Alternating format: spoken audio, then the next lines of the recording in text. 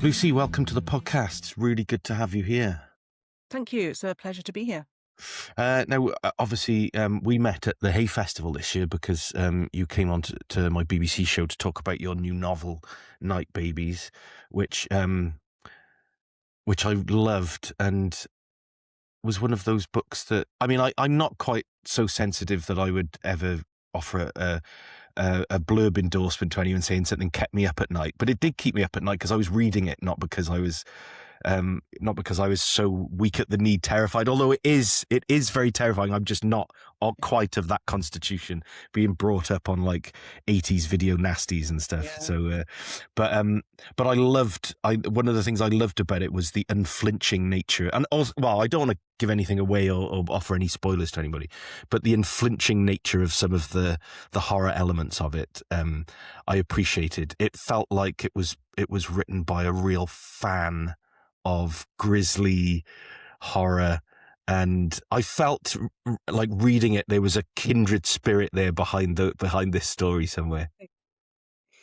Yeah. I don't know if I'm a lover of that kind of grisly horror you talk about. I kind of, with Night Babies, I pushed myself quite a bit. Some of the body horror that's in there, especially towards the end, is really quite gruesome. And I really enjoyed writing that because there's a kind of a visceral element to it that's kind of really rewarding to write and to imagine the reader reading.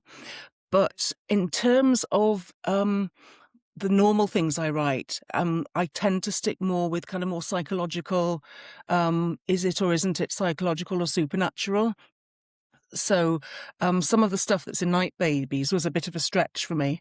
And my first book, Water Shall Refuse Them, is much less kind of that visceral horror. It's more nuanced. It's kind of set in a heat wave, so there's more of that kind of, the metaphors for bodies are more kind of to do with the environment and the weather and the surroundings, rather than that kind of get in hard and really describe some gruesome stuff. So I kind of switch between the two. Yeah, I think in Night Babies it's totally earned. Like the pacing of the book is superb, I think, and the time you get to spend with the characters' internal lives and external lives. But you're not just like. I want to come on to talk about this, but the use of like tropes in horror writing, I think, is in any kind of genre writing, that terrible word, that horrifying word, genre. But in any type of genre writing, I love reading horror and sci-fi and detective novels because I like to see what writers are doing with established patterns and how they make them fresh. But I think like the horror, the visceral horror aspects of Night Babies is definitely earned. You don't just think like, my goodness, that's a shocking description of a terrible thing happening to somebody. It's built upon the layers of, if you like, the psychological elements of the eeriness, the spookiness of the book. So there's no maybe some others readers might disagree, but I didn't find there was any like jump scares, what you might do in cinematic terms. Yeah, no, I think jump scares work really well in films, as long as they're not overdone. But I think in literature, I prefer more of a slow burn sort of horror. And you use the word layers there, and that's what I like doing, kind of building up multiple layers of things that are heading towards horror but maybe don't quite get there. It's this kind of, you need to manage the reader's expectations but at the same time surprise them.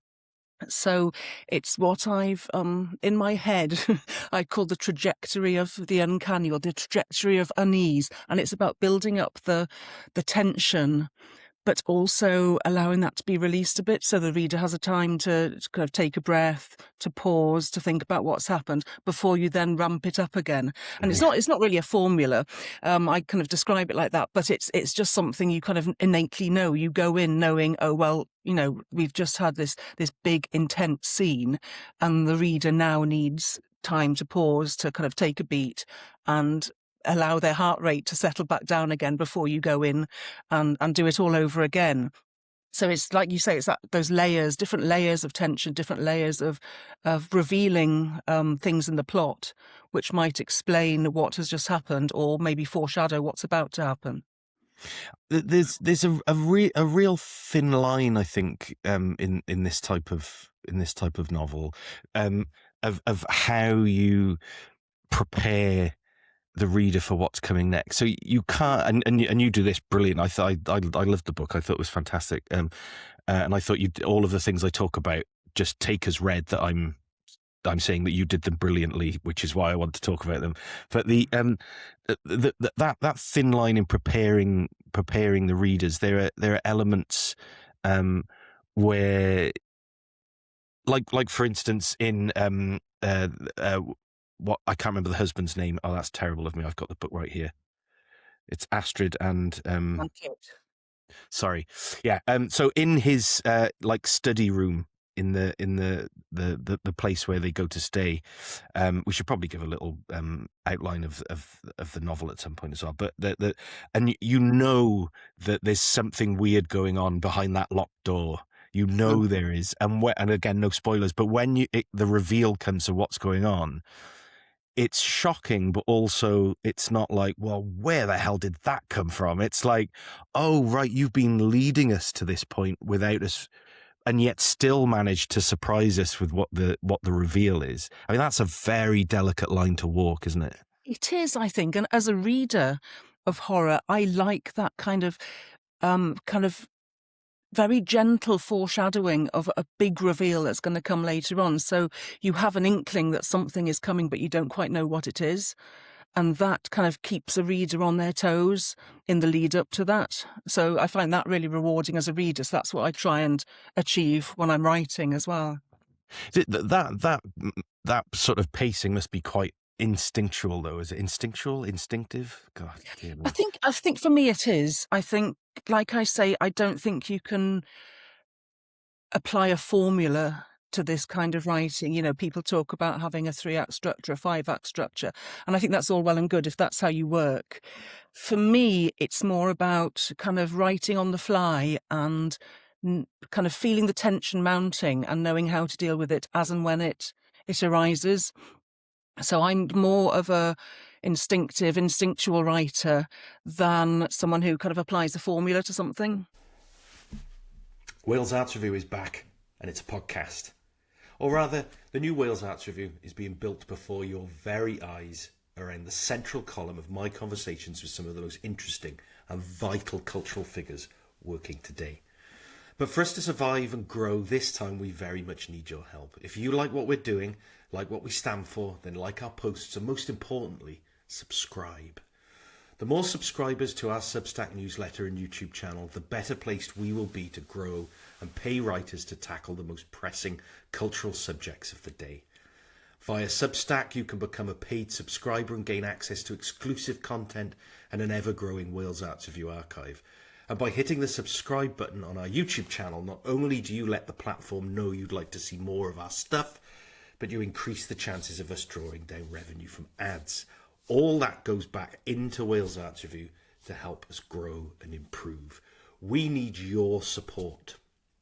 Press those buttons and then go and enjoy our stuff. It's all for you anyway.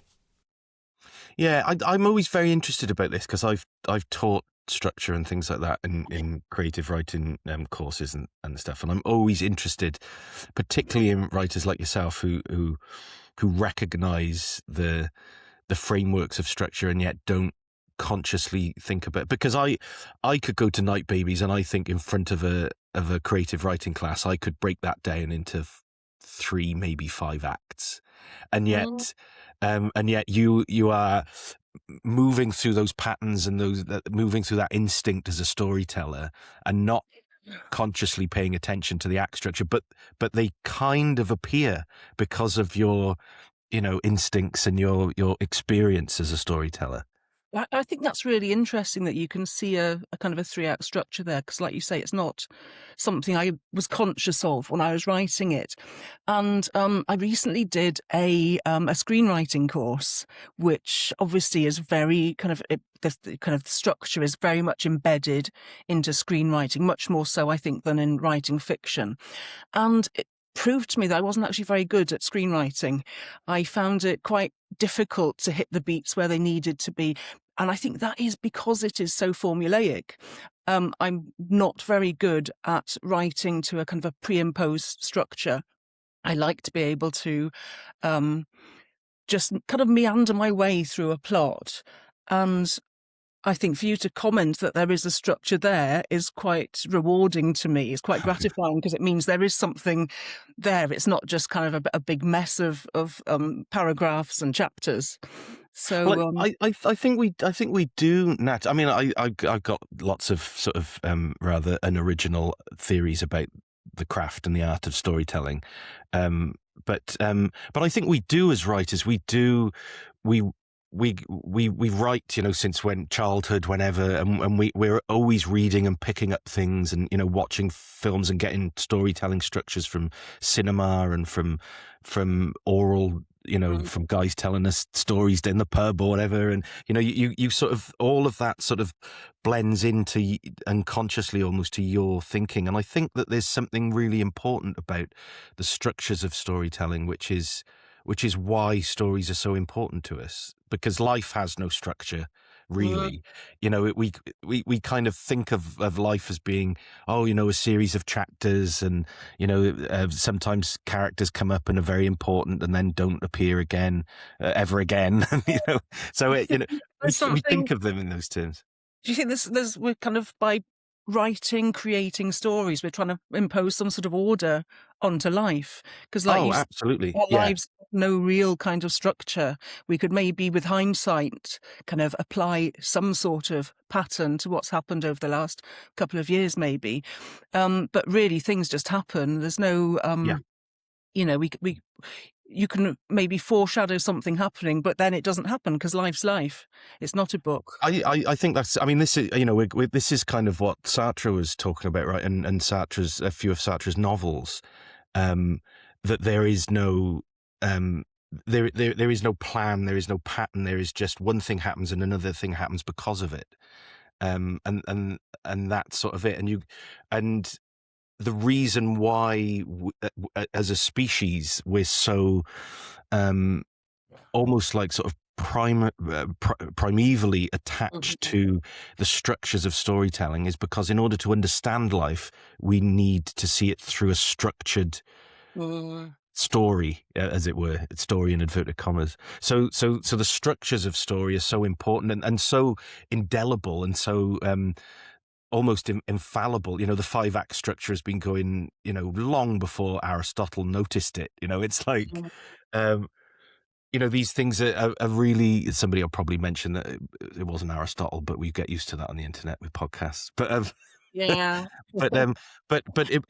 but I really think that these things are I think storytelling is the thing that separates us from other animals. Like, you can think of those like pinpointed things about what separates us from the animals. Then you go, yeah, but there's a spider in the Amazon that also has a Netflix account, whatever. There's always something, but storytelling is entirely unique. Isn't it? It's human nature to want to kind of impose structure on what's otherwise a pretty random collection of experiences. And I think that then folds back the other way, that as a species, even people who have never picked up a book, or they begin to think that life has. I mean, we're getting very deep here because we're almost moving into theological ideas and conversations there, aren't we? That there must be a plan because life is a story, So, and if there's a plan, there must be an author, so there must be a God. That's where we're sort of headed. When I think, in fact, that the opposite is true, and I that's not nihilism. It's I mean, as I say, Sartre was talking about this in the 30s and 40s, that there is no structure, so we tell stories in order to understand. The structure helps us understand. So what I'm saying is that that like I could pick apart. I think. I haven't, but I think I could. I can see the story now and think like, well, you have found a way to understand the story you're telling through moving it through these areas Yeah. that make it. Because I think structure is what's important to theme, right? That's how you draw theme out. Otherwise, I don't think you can really write thematic you can't write thematically if everything's all over the place. Perhaps No, I don't that's know. true. James Joyce would disagree with me probably, Oh, but yeah, absolutely. I think talking about, this whole concept, kind of touching on theology here and about this, the plan and is there an author? I think that possibly leads us quite neatly into talking about ghost stories, because that's my other great passion, as well as this kind of horror. And I mean, Night Babies itself is part folk horror and part ghost story as well. And so sort of when I'm asked what it is, I tend to say, well, I have been saying it's a folk horror ghost story mashup, but that's not really very elegant for the terms of marketing. So yeah, so it's being marketed as folk horror primarily, but there is an element of ghost story going on there, and that's how it started off. Actually, when I started writing it, I really, really wanted to just to concentrate on writing a ghost story, because my first novel, Water Shall Refuse Them, had been given this title of folk horror. So I kind of didn't really want to be pigeonholed that much, and I thought I'd kind of do something slightly adjacent to that. But because of my insistence on setting it in, again, a very rural, very isolated place, it kind of took on these folk horror tropes as well. But I do have a big passion for ghost stories as well. it's interesting, yeah, that the touching on big theological ideas brings you round to the ghost story. I think that's fascinating. Talk a little bit more about that, because I think I know what you mean, but yeah, talk a little bit more about that. A lot about why people want to read and why people want to write ghost stories. And I think it's a couple of things. I think it's this idea, I mean, ghosts, there is no incontrovertible proof whether they exist or not. And, we've had millennia of people speculating.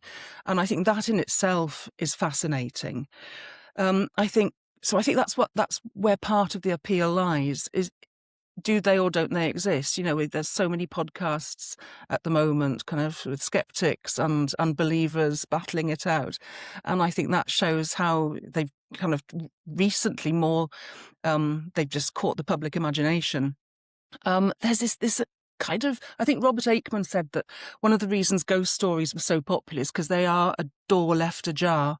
So if the door's closed, you have no inkling of what's in there. So maybe that doesn't really pique your interest. And if it's wide open, you can just go in and see what's there. But if it's a door that's left ajar, you want to see, but you're not quite sure if it's going to be something that you want to witness. So it's this kind of human nature to want to see what's on the other side of the door. And I also think it's kind of like a comfortable reckoning with our own mortality. If we can read about other people's experience of ghosts, that brings us closer to possibly understanding our own existence and what happens after we die or after our loved ones die. So yeah, I think it is intriguing why people are so drawn to ghost stories. But what about being drawn to writing them? I mean, they're exciting to write, I would have thought, I as think much that as must be an extension of reading them. By writing them, I'm kind of controlling what I'm experiencing. So it's I think possibly a slightly more comfortable way of approaching ghost stories, to write them rather than reading them, because you know what's going to happen. In some cases, quite often I write a story and I don't know what's going to happen, and that's where part of the joy of writing lies. But you're in control, basically. If it's your ghost and you're deciding on what form of haunting, it's kind of a reassurance in a way. Like I was saying, this kind of comfortable reckoning with our own mortality, you get to explore what possibly lies on the other side, but without having to make a commitment, without having to come down on the side of believer or skeptic. There's I mean, Night Babies has a clear lineage from Henry James.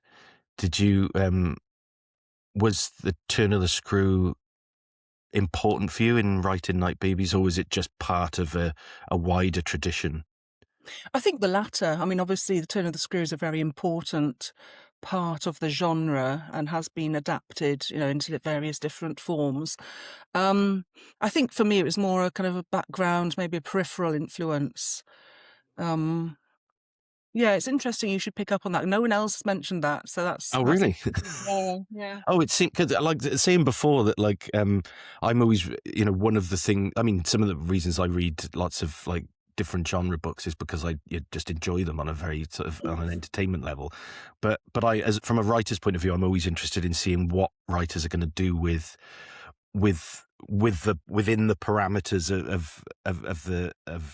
of the thing that gives them the label of the genre, right? So, um, and straight away I felt, oh, this is good. This is going to be like a turn of the screw type thing. That's what I was getting straight. I mean, that was before there was any inklings of supernatural in the book, because the title of the book puts you in a direction, I think, that after about 50 pages you're thinking, oh, I wonder if this is going to go where I think it's going to go. and that's what's so interesting about it, because it sort of does and very much doesn't, which is what's so pleasing about it. We're talking about walking those thin lines again. Yeah, I think it's that I like playing with the kind of supernatural versus psychological. I mean, there's a big tradition of this in ghost stories, things like Charlotte Perkins Gilmore, the Yellow Wallpaper is a classic example, but it's something that continues through the whole tradition of ghost stories. And I think it's much more rewarding, both as a reader and a writer, to try and find that balance. Well, as a writer, to kind of establish that fine line, but as a reader, to be presented with a situation where there could be a perfectly logical, albeit psychological, explanation for a haunting, or is it supernatural? And I think coming down on the side of it being purely supernatural is a little bit of a cop-out. I think for me, I mean, in Night Babies, there is very much an element of Astrid, the narrator and protagonist, developing, quite severe mental health issues as their stay at the chapel in the Beacons progresses. And I think I kind of play on that to possibly avert the reader from construing things as being purely supernatural. So again, it's like you say, it's a fine line between, is she haunted or is she mad? And I think she says that, is it better to be haunted or to be mad? And I think that's in itself is quite a nice theme to develop in a book. It's quite a canny decision from the writer's point of view as well, though, isn't it? Because if something is, I mean, if something is clearly supernatural, and it puts the book in a slightly different place. Perhaps not even. I mean, I'm not that interested in all these labels and things, but this strikes me as a piece of literary fiction that is also a horror novel and a ghost novel and a folk horror novel, rather than a straight. It's obviously not straightforward genre horror writing, or because of that psychological element. I think that the definition of within that is that it's character driven. You're there with the characters. These are not characters to which things happen. They are characters that you go on a journey with and experience things with. No, I think that's right. And like you, I think attributing labels to different forms of literature is possibly not that useful. But it is something I'm conscious of, in that I do read a lot of literary fiction as well as genre horror. So it's kind of that overlap, and where the two kind of coincide, that's the literature I'm interested in reading primarily. Is, I don't know if it's literary fiction with a horror influence, or horror with a literary fiction influence, but it's that kind of overlap. So that's what I enjoy reading, and that's what I enjoy creating as well. In your, I was thinking about this before as I was walking up here. In your world of writing, though, in your work, there must be a point where the labels and the categories begin to descend from on high, where the marketing department lives, and it must become part of your thought process. Where talking to you now, I would assume that it's not really part of your thought process beforehand. You don't sit down and go, right, I'm going to write a folk horror ghost literary fiction thriller. You just have a story that covers a wide, a range of ideas. Yeah, that's kind of how I write. The ideas come first, and then the kind of form comes later. It's kind of it's very much ideas driven. Do you have to sit in meetings or Zoom meetings with your publishers talking about categories and talking about labels and genres? No, it's kind of that for me, for my limited experience of publishing has always come after the event. So I deliver the manuscript and they go, "Oh wow, we're going to call this folk horror."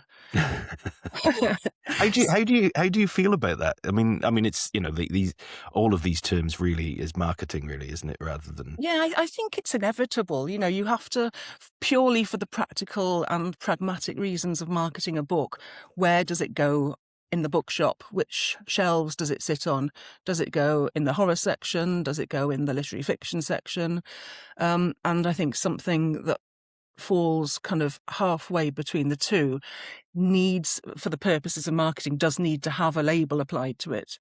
I think in an ideal world that wouldn't be the case, but then it'd be very difficult for readers to find the books they're interested in. I remember one of my really kind of influential books I read when I was first starting out writing was The Lonely by Andrew Michael Hurley. And I read it and it was like nothing I'd ever read before. And I went dashing into Waterstones and I said, I need something else like this, because at that point it was the only book he'd written. It was his first book and he hadn't published another one yet. I said, I need to read something else like this. And they said, well, we don't really know what there is. We don't have anything by the same author. We don't have any comparable titles. So I just sat there and waited for him to write another novel. But for them to kind of know where in the shop they could look for it, I think was quite useful, because I could have been there for days just browsing random shelves. So yeah, that is interesting. That sorry, does I think I've gone off on a tangent there. What were we talking? No, not at all. No, that is interesting, and not, well, it moves us. We're having a lot of good segues here, but it moves us on to your reading, not reading habits, but your reading passions. What were you? I mean, this is a great question for a horror writer, isn't it? But were you always like this? No, I wasn't.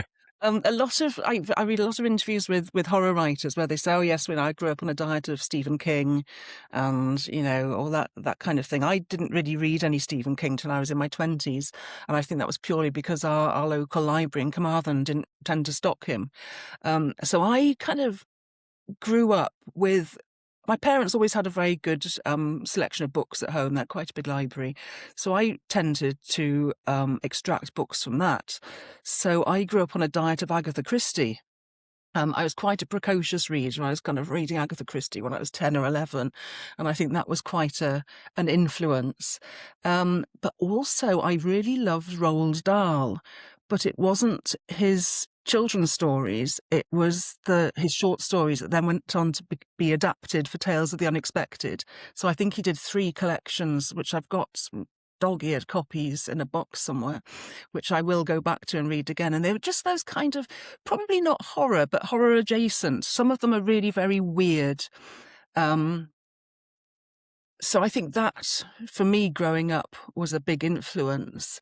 And then during my 20s, I was reading more probably literary fiction than horror. And I think I kind of returned to reading more horror and ghost stories when I was writing my first novel, because I did it as part of a creative writing MA. It was a thesis for my MA. So obviously I had to do a lot of reading around the genre. And I hadn't even intended to write a folk horror novel at that point. I didn't know what I was writing. I just knew I had to write a story and submit it for these workshops. So I kind of went along the the approach of write what you know. So as someone who grew up in a small, isolated Welsh village, I kind of wrote about that, and it developed into a kind of a folk horror novel with a lot of witchcraft involved in it. So I started reading around there and kind of, yeah, so I'll probably, to answer your question in a very, very roundabout sort of way, I probably came to reading horror quite late in life compared to a lot of my fellow horror writers.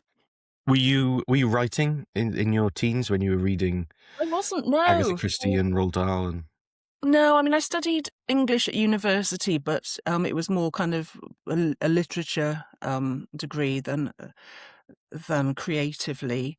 And then when I left university, I always kind of worked in jobs where writing was a big part of the role. So marketing, advertising, PR, but it was kind of it was factual writing. It wasn't creative writing.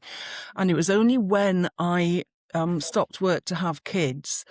I've been freelancing, and it was time to go back to work, and all my customers had kind of gone off and found other people to do their copywriting for them. So I was in a bit of a dilemma. So I thought, well, I'm going to go off and I'm going to do something for myself, and I'm going to do some writing. So I did an Open University creative writing module as a kind of a proof of concept. It wasn't a degree, it was just a module. So I did that and really enjoyed that and did quite well at it. So then I signed up to do a creative writing MA. Yeah, and I'm really sorry, I've forgotten what your question was. no, just when were you writing Oh, yes. as a teenager? But this is good. This is like your journey to your Yes. point of entry. Yeah, my origin story. So no, I wasn't writing creatively as a teenager or even in my 20s. And I think it was probably in my 40s that I started writing. Was it ever something like in the back of your mind, or it was like, oh, I'd like to write a book one day, and you just never quite got round to sitting at the desk? And Yeah, I think somebody who reads as much as I do, and as I did, there's always that kind of that urge to create something as well. But it was never really a kind of a serious consideration until I was in a position to kind of do it with somebody else setting deadlines, I think. I don't think I would have come up with my first novel if I'd have been left to my own devices. I think I'm the sort of person who needs to have, like I say, deadlines, but also other people's involvement. So writing can be a pretty, it's kind of a pretty what's the word? It's an existence of solitude. It can be if you don't have the right people on board to kind of bounce things off. And so, yes, I think doing an MA for me was really good in that I was in the right environment to kind of explore what I wanted to do creatively.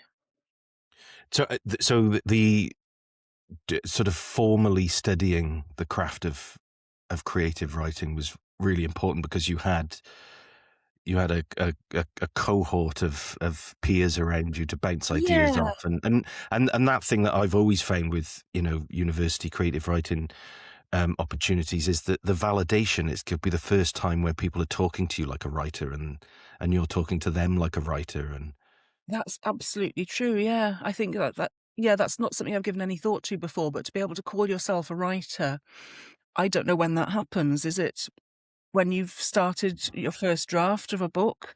Is it when you get a short story published in a literary mag?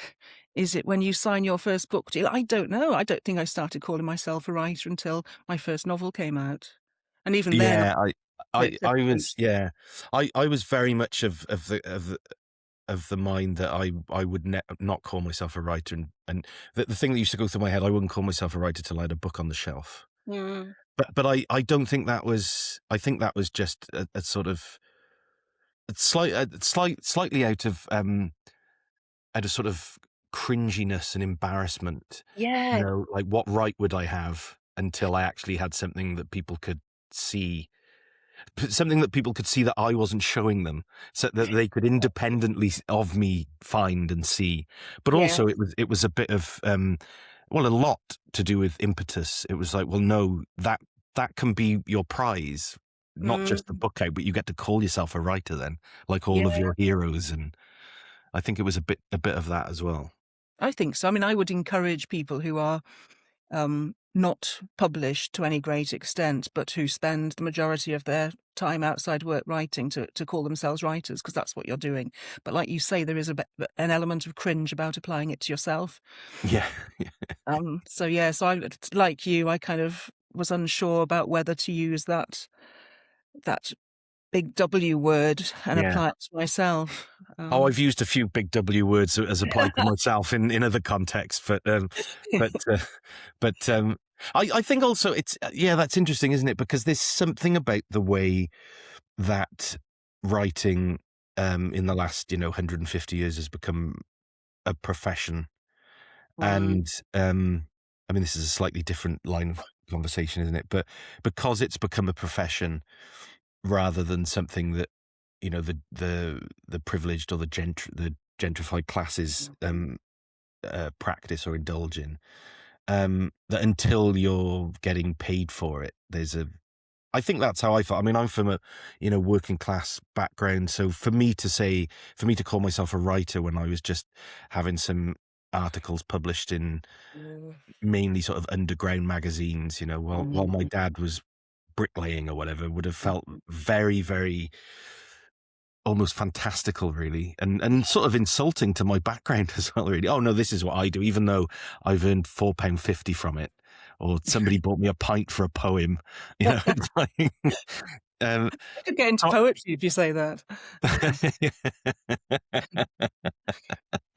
I shouldn't tell people that's how it used to work, but yeah. So I think there is something, there's something about that as well, isn't there? There's which I don't think should be necessarily correct, should be true, that you shouldn't be thinking, art is different, isn't it? Yeah. Art is different and should be different, and we shouldn't think of it as just another industry, at least from a writer's point of view. Yeah. What would we do without the marketers and the editors and the publishers? Yes. And they have to think of it as an industry, right? Well, that's you it. want them Yeah, to. we're the lucky ones. We can just do our creative thing and hand it over to the experts. Yeah, and then duck under the desk. I remember when I did my MA, I did mine at Bath Spa, like in a long time ago, 20 years ago, something like that. And they used to have like a Tuesday night was like an industry evening, and they'd have an agent or a publisher or an editor come up from London and give a talk in the main hall, and then we'd all go for a drink afterwards. And I remember somebody came up, quite a famous agent, I think, at least at the time. And afterwards, we were like all outside on the steps smoking our rollies, and everyone was having a bit of a moan, like, "God, all he talked about was money." And I remember thinking, that's exactly the agent I want. I want the Yeah. guy who is only talking about money, to leave Yeah. me to do me and my editor to do the right. Anyway, it was a long time before I got an agent. So maybe they were all right. Some of those went on to much bigger and better things, but yeah, it's interesting thinking of it. When did you start thinking of, I mean, or do you think of your writing in terms of a career? Or do you just think, well, the next book is the next challenge? Um, I'm at that stage now where I feel lucky that I'm not under contract for another book, so I have no pressing deadline. So I'm actually taking my time with another novel, and I'm also going to write some short stories. So in terms of a kind of a career plan, I'm not that focused on thinking, oh, right, well, I need to finish another novel so that can come out in 2 years' time, blah, blah, blah. I don't really have that. I'm lucky enough that I don't have to kind of plan in that sort of way. Mhm. I think I would find it quite inhibiting if I did. So basically, I'm planning to take summer to write short stories and then go back to this novel I've started as soon as the kids are back in school in September. So yeah, it's not really a career plan for me. It's a passion, but there isn't really a means to an end. It's a means in and of itself. How does it feel going back to the short story after, promoting the new novel and everything? And does it feel like, is it like a different landscape? It's like coming back from a long time abroad, and it is a bit of a homecoming, actually, because I absolutely love writing short stories. For me, it's a different kind of approach to writing. It's a very different set of skills that you need to use, not just because they're shorter, but the whole narrative structure is obviously very, very different. And so in a way, it's a bit of a relief, because a novel really is a kind of a long slog. It's you write your first draft, which may take you months or even years in my case. And then, you go through the whole second draft, third draft, then it goes to editorial, then it comes back. And, as you know, it's a long, drawn out process. With a lot of waiting in between. You send your edits back, you might have a couple of weeks before they then come back to you. And in those couple of weeks, I find it really difficult to work on something else, because I need to have this kind of this mindset of what I'm working on. yeah. So it's a bit of a kind of a state of limbo. So it's really nice, actually, to come back and think, right, I'm going to write maybe half a dozen short stories with a view to moving towards another collection. But each story is going to be different. Each story will need to have its own world built for it and its characters. And it's like kind of those exciting days of starting again on a novel, but you don't have that massive long slog ahead of you.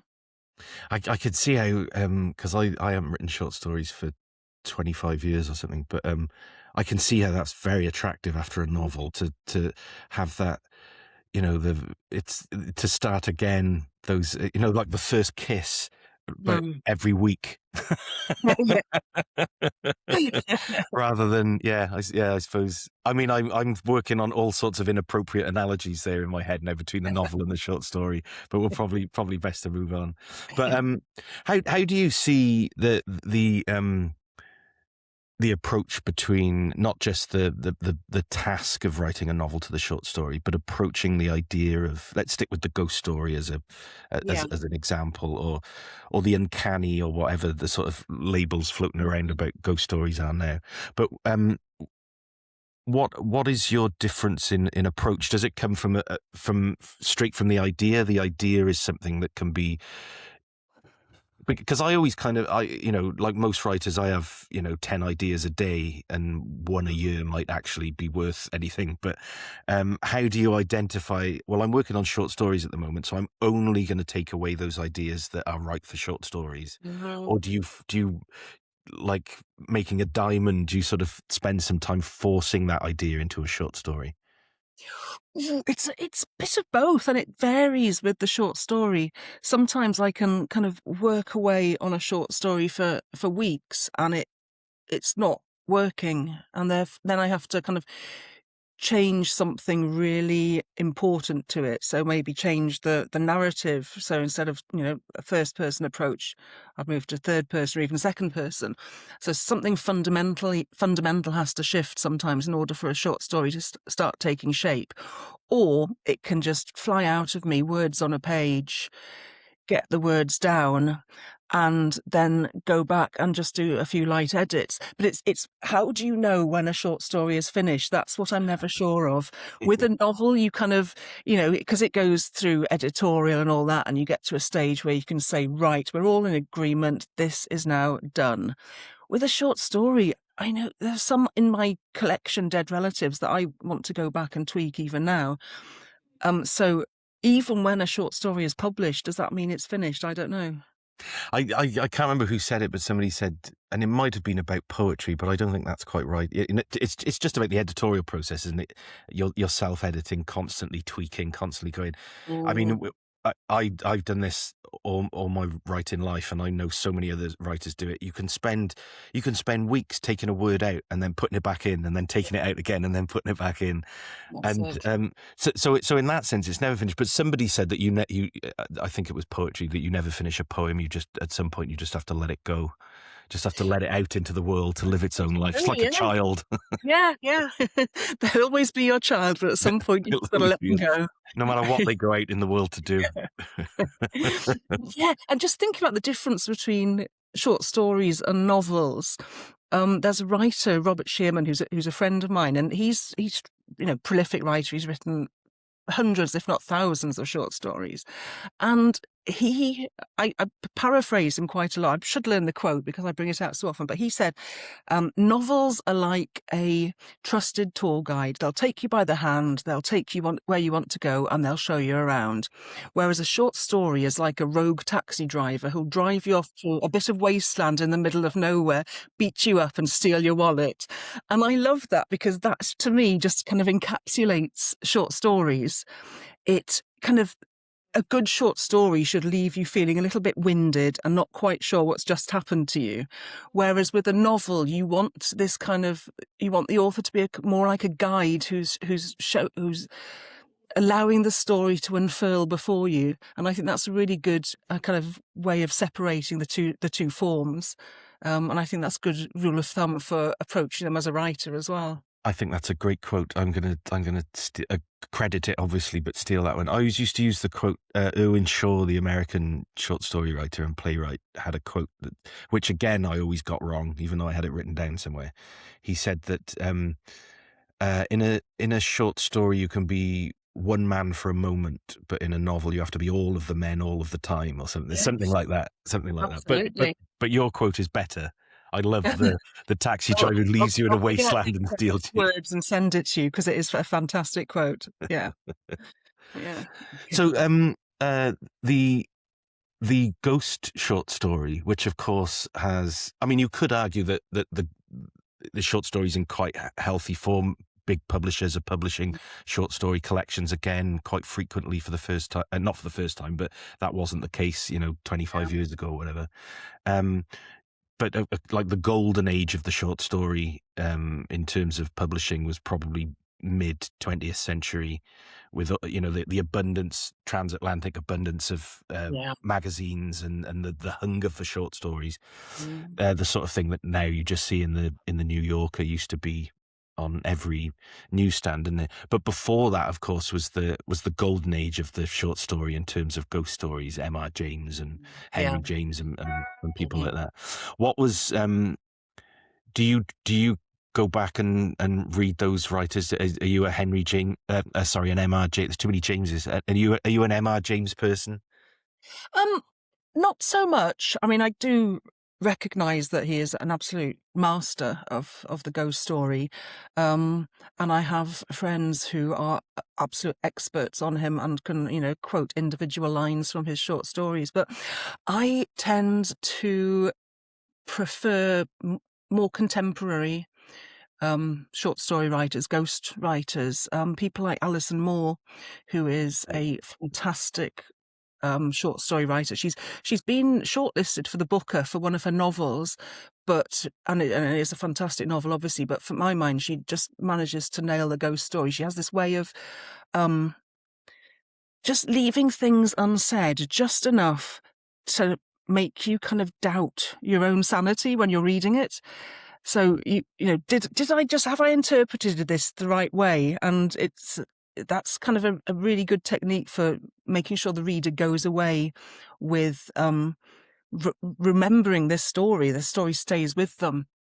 Other people like Amanda Mason is a brilliant writer of short stories. Oh gosh, I'm naming people now who are friends because they're the kind of stories that stay with me. Dan Coxon writes great stories. He edits really good anthologies as well. I've come across Dan's anthologies. Yeah. So that's actually for people getting into who maybe haven't read that many ghost stories in the past. Some contemporary anthologies are a really good way of kind of exploring contemporary writers that you like and might want to read more by. So Dead Ink have brought out one last year, I think it was, and they've got another one in the series coming out in October in which I have a story. And they're just a really good kind of gateway drug to ghost stories. It's kind of an easy way in. So I'd really recommend those if people don't already have them. How do you read? Do you have like a special little corner of a special little room that's lit in a certain way in order to I wish. to bring up the ambience, or are you like most of us and you find yourself reading a page at the sink? Yeah, it is that. It is that. Um, yeah, yeah. I kind of read whenever I can. I mean, I've been driving quite a lot recently, so I've been listening to audiobooks, which kind of I think gives a slightly different reading experience, but not in a bad way, just a slightly different um different experience. No, it's grabbing anytime you can. It's very rare that I'll actually, take myself off and sit down with a book in a nice corner of the house and spend a couple of hours reading. And like you say, it really is kind of grabbing a few minutes when you can. The audiobook thing is quite interesting, and you just touched on something that I discovered recently.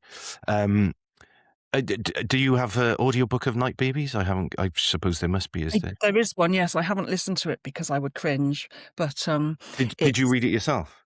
no, Oh. no. But I can't go back and read something I've written unless I absolutely have to, because I would probably find things I want to change in it. But the audio book is absolutely fantastic because it's narrated by an actress called Anna Burnett, and I listened to the audiobook of Victorian Psycho. I can't remember if it was last year or the year before, and I actually thought she would make a really good narrator for Astrid.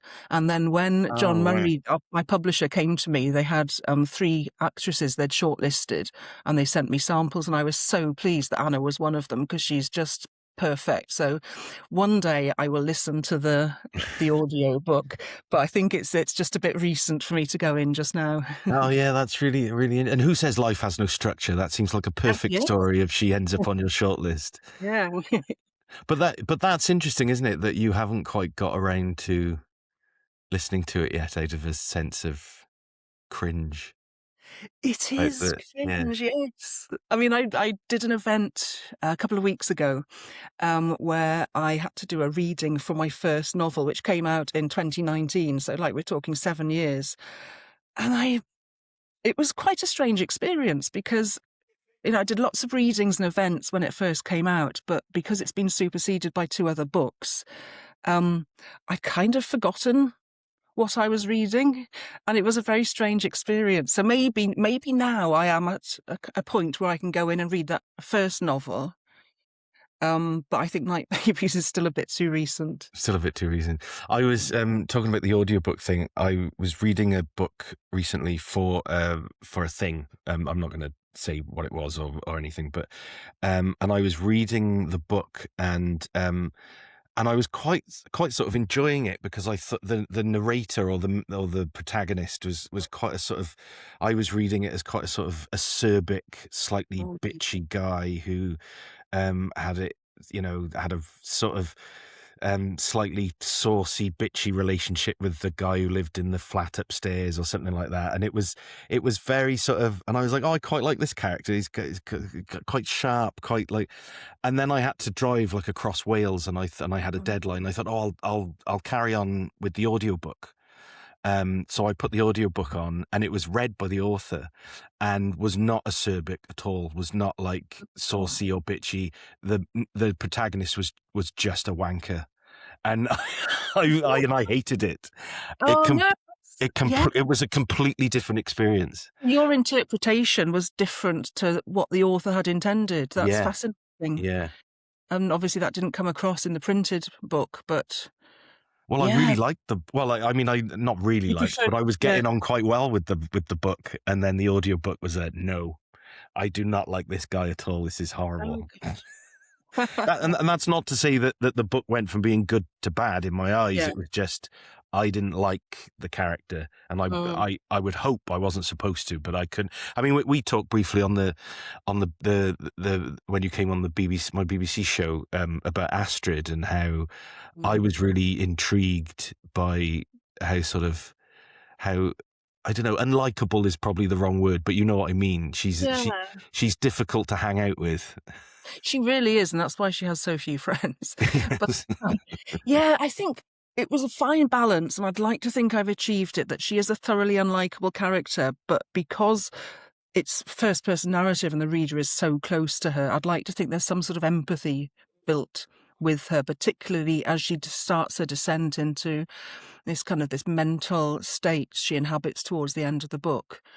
So for me, that is a fine line, but I hate it when people leave reviews and say, I hated this book because I didn't like the main character. For me, somebody you dislike is a lot more fun to read about than somebody who's all kind of joy and puppies. And it's I can't think of too many great characters from literature who are entirely likable.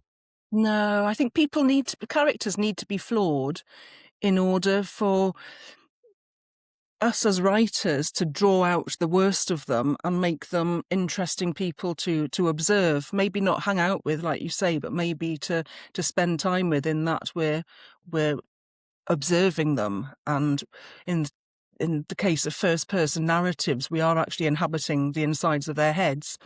So for them to have flaws makes that a much more interesting experience. Yeah, absolutely. I mean, I suppose with Astrid, I slightly resented her for at times making me feel sympathetic towards the people around her who are also quite unlikable. Yeah. But I felt a bit sorry for, again, I'm forgetting characters' names and I apologize for that. But the owners of the chapel, and I felt they were very much not my people, and yet Astrid's behaviour and attitudes made me feel quite sympathetic towards them at quite a few times. So I resented her for that, for making me feel sympathetic towards these people who I'm not sure I would feel sympathetic towards if I knew them in real life. I'd be No, I think. Yeah, I don't think there's anybody who's particularly likable in Night Babies, except for perhaps Kit. But yeah. again, he has his own. I think I'd be driven to sympathise with him more because of how Astrid treats him and relates to him. Yeah, I think that's true. Yeah. Mm. Writing somebody like Astrid, I mean, I'm not going to ask you how much of you is in Astrid. That's my way of asking you without asking. But no, I'm not going to ask you that question. But writing somebody, I'm working on something at the moment, which working on something very, very early stages. So I'm toying with the idea of going first person. I probably won't, but I'm sort of toying with it because you kind of you are always drawing something out of yourself, aren't you? Like Astrid's anxieties are so well realized; they must be coming from some experience, even if they're not yours, but you may have encountered them. I'm not trying to hang anything on you. I'm just saying that there are clearly things in there that are so well realized and so thought through, that she is this way because of this, and this leads to this, and that's why she is sympathetic. That's why you do kind of root for her, even though she does these like really questionable things and she behaves inappropriately, but you do root for her. Well, I did anyway. Good. I'm glad to hear that. I think, it's something I call method writing. So you had method acting, where an actor will immerse themselves in the character that they're playing and live like that person. I think to me it's a slightly less extreme form of that. I kind of try to get inside the character's head, so I'm writing as if they were writing rather than me writing on their behalf. So I think it is a real case, especially with Astrid, of getting to know her, spending time with her. I mean, early drafts of writing novels are a great way of doing that, when you really get to know your characters and you can kind of second guess them and you know what they're going to do. I think it is a bit of a cliche to say, my characters write themselves. They don't. But all the hard work is done by me. But once you spend so much time with them, particularly a narrator, you really do get to know what they're going to say in a certain situation and how they're going to react. And I think for me, that's a really rewarding part of writing, is you're creating people who don't actually exist. You are kind of, I don't know, maybe there's a kind of a power trip there. Probably not. We're back to God. I wasn't quite expecting to talk so much about God in this. No, neither was I. But yeah, I suppose that in order to create full characters, they have to be. I mean, they obviously have to be multifaceted, don't they? And they have to have flaws as well as strengths. And that method idea is interesting. I think it was Bruno Gantz. He was asked, if actors always have to find something good in the character they play, what was it like playing Hitler? And he said, well, Hitler liked dogs and I like dogs. So that was my in. But not that I'm saying, obviously, Astrid is no Hitler, but and we're giving the wrong impression. I'm giving the wrong impression, I should say, about Astrid. She's a really sort of like powerful, like forceful presence in the book, and she's a really interesting, and she's a lot of fun. It's just there are a number of times in the book she makes decisions that I think are very much the wrong ones, and she isn't always the kindest to the people who are nice to her. No, I think that's a polite way of putting it.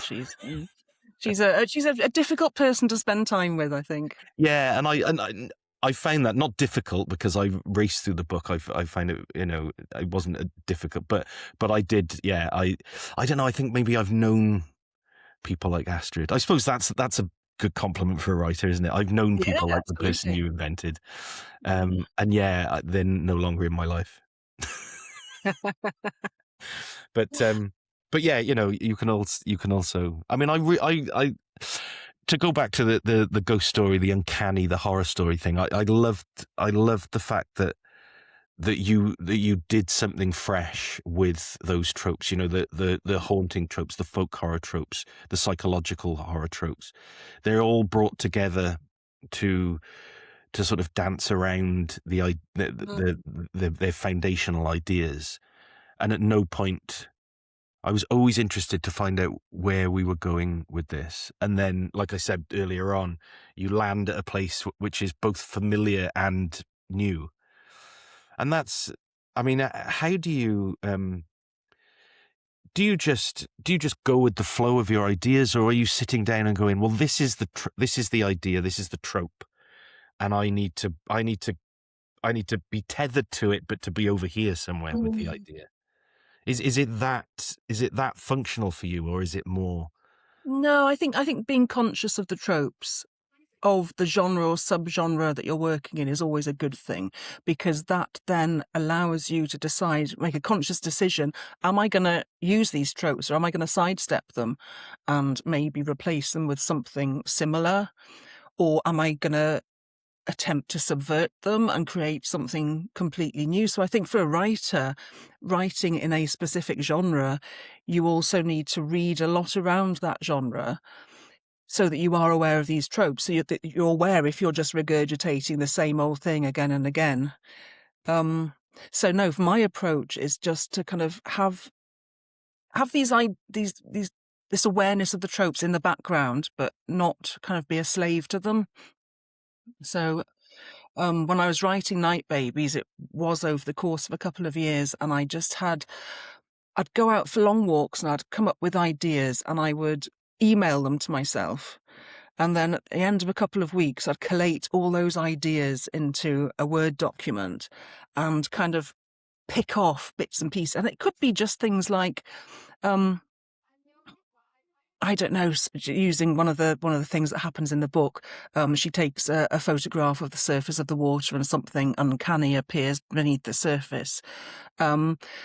It could be something as simple as that, which is more kind of, it's an image rather than an actual point towards a plot point. It doesn't really progress the narrative, but it is kind of imagery that is important to instill in the reader. So it could be something as simple as that. Or it could be a big plot point. For example, the revelations about the history of the chapel. So yeah, it's to come back and hopefully try to answer your question. It's having an awareness of what expectations are surrounding a type of book and a genre, but not following them slavishly. We haven't. You reminded me then as well. We haven't really touched upon the other elements of the book, because it's not just a horror novel, but it also touches upon, through its water imagery and flooding imagery and all of that kind of stuff. It touches on Welsh identity and national stories. Was there a point when you were working on it that these things emerged for you and you thought, oh, this, because it gives another level of depth to the book? Or was it something you always planned to do? No, it did come to me in the writing, in that I kind of wanted to explore this thing of natural versus man-made. So the lake that turns out to be a reservoir, things not being as they appear and having in this case, a sinister backstory. And from that, I kind of was reminded of the whole story around Tryweryn and flooding the reservoir to provide water to the residents of Liverpool over the border. And I think it's come about almost kind of unconsciously. There are kind of threads of thinking about a kind of a colonialist past and Wales's proximity to England, and I think that's very much an undercurrent in the book. It's certainly not one of the main themes, but it's definitely there, and I think that comes from me growing up in a very Welsh community and going to a Welsh language school. It was always there in the background, whether it was kind of discussed openly in history classes or appeared in some of the literature we studied in Welsh. But like I say, it's very much a kind of a subtle undercurrent rather than a political manifesto. But that's what gives, like, great horror writing its real greatness, isn't it? Right. That the political aspect, the cultural aspect. I think it comes from this idea of layering we were talking about previously. So you're not just kind of describing a horrific situation. There need to be undercurrents and different levels and reasons for why this situation has occurred, whether those are very, very elusive reasons, things that can't actually be pinned down. So it's building up a whole world that's encapsulated within the novel. I felt it was a really important part of the book as it developed. That's all we've got time for, Lucie. And it's been really nice to talk to you about the book.